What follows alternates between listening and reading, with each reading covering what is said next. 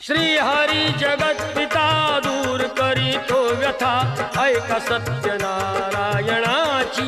खरं तर आज कार्यक्रमाच्या माध्यमातून तुमच्या समोर जे मांडणार आहोत ते म्हटलं तर एक कथा आहे आणि म्हटलं तर एक व्यथा सुद्धा आहे। ज्या व्यक्तीने मराठी लोक संगीतामध्ये अमूल्य असे योगदान दिलं, सदाबहार गाण्यांची अक्षरशः बरसात केली, ते गीतकार अनंत पाटील हे नाव कदाचित तुम्हाला आठवणार नाही, पण पैजेवर सांगू शकतो की त्यांची गाणी मात्र तुम्हाला वेड लावतील। पूर्ण द्रव्यानी होती व्यापारी साधू बाण्याची, रीत पाहण्यास आला पूजनाची।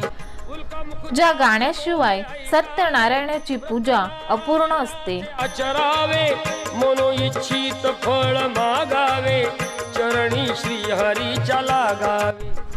ज्या गाण्याशिवाय लाडक्या बाप्पाचं आगमनच होत नाही। गणपती बाप्पा मंगलमूर्ती,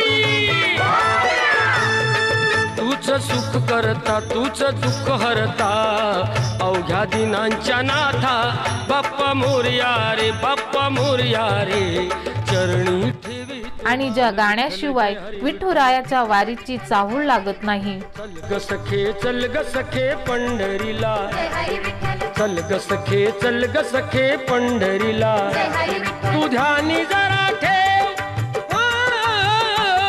तू ध्यानी जरा ठेव, जिथे भाव तिथे देव, चल भेटू विठ्ठल रखुमाईला। अशा असंख्य अविद आणि अजरामर गाण्यांचे शब्द ज्यांच्या लेखणीतून उतरले तो गीतकार म्हणजेच अनंत पाटील।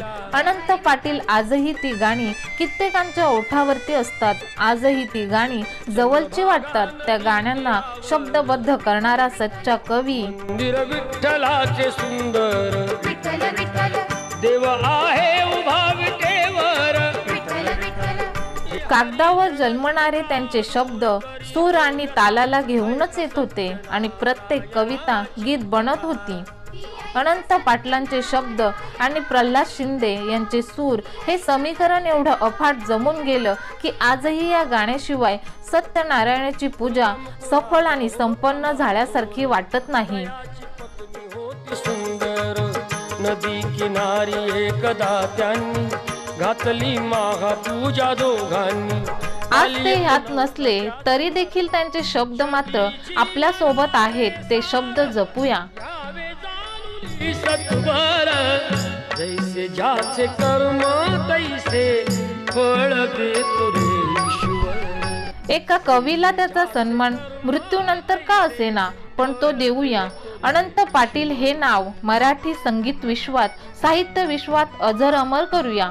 ह्याच अनंत पाटलांचा आज हुतात्मा स्मारक समिती नेरळ यांच्या वतीने हुतात्मा गौरव पुरस्कार देऊन सन्मानित करण्यात येत आहे। कुणी त्यागी जीवन आपले दुःख जगी